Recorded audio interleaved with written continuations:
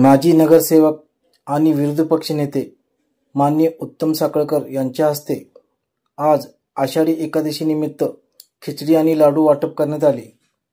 सांगली महानगरपालिकेमधील प्रभाग क्रमांक 15 मधील माजी नगरसेवक आणि विरोधी पक्ष नेते माननीय उत्तम साखळकर यांच्या हस्ते आज आषाढी एकादशी निमित्त भक्तांना पंचमुखी मारुती रोड येथे विजय चौक येथे आज एकादशी निमित्त खिचडी आणि लाडू वाटप करण्यात आले। यावेळी मोठ्या संख्येने महिला आणि पुरुष मुले उपस्थित होते।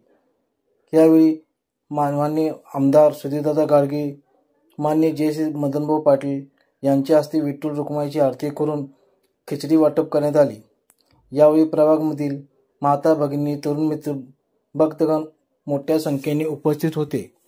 मी सम्यक महाराष्ट्र न्यूजसाठी प्रमोद चिनके। अशाच नवीन बातम्यांसाठी आपल्या चॅनलला सबस्क्राईब करा। धन्यवाद।